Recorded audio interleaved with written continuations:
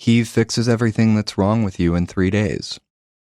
This was how it began, casually, not as a grand pronouncement framed as a life-changing event, but just an off-the-cuff remark, and later Sam would wonder how his life might have gone if he hadn't overheard it, or if he'd never been there at all, at this dinner party at the home of an architect somewhere in the Hollywood Hills.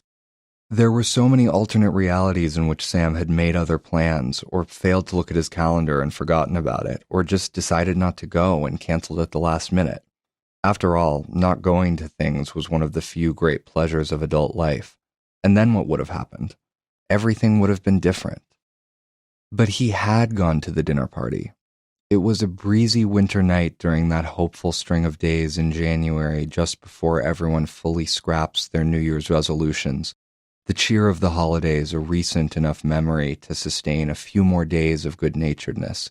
And the dinner party had the feel, as so many things in Los Angeles did, of having been cast, populated with colorful characters from different backgrounds and industries who the host had hoped would find some conversational common ground at the seams of their interests. There was the heir apparent to a casino empire, a character actress Sam recognized from a guest arc on a Netflix show, the architect's ex-lover, an interior designer who had done a capsule collection for West Elm or something, and then Sam, a writer, and probably, he had sussed out, the least fancy person in the room. None of the guests really knew one another, only the host, which made the evening feel a little disjointed, nobody being certain where they fit. Or maybe, Sam thought, everyone else was actually having a perfectly lovely time, and it was just him, forever lingering on the fringes of connection, unable to belong. Who could say? That wasn't the point.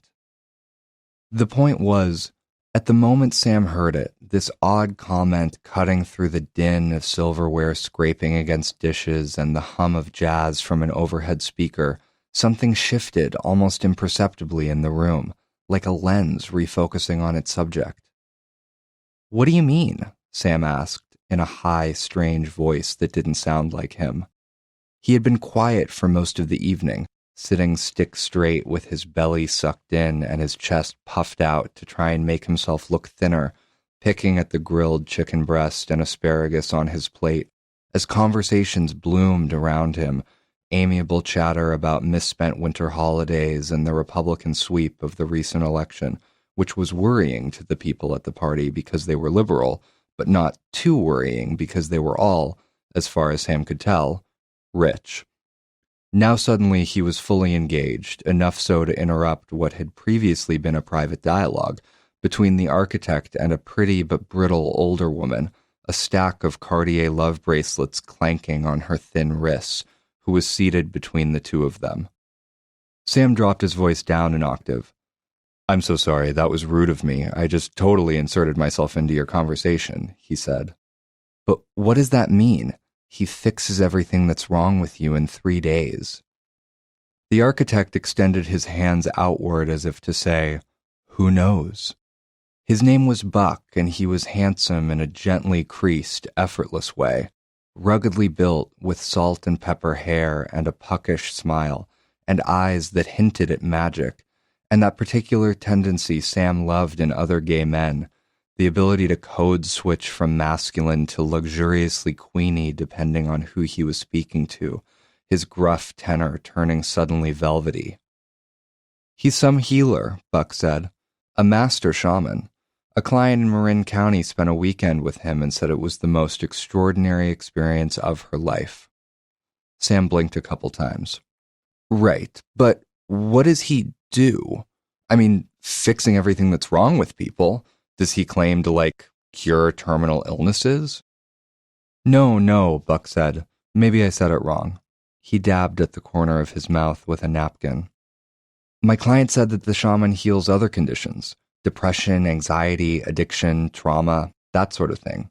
Emotional stuff.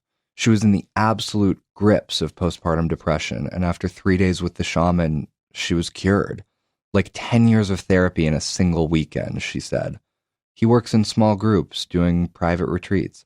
I was thinking about hiring him for my 50th next month." He laughed.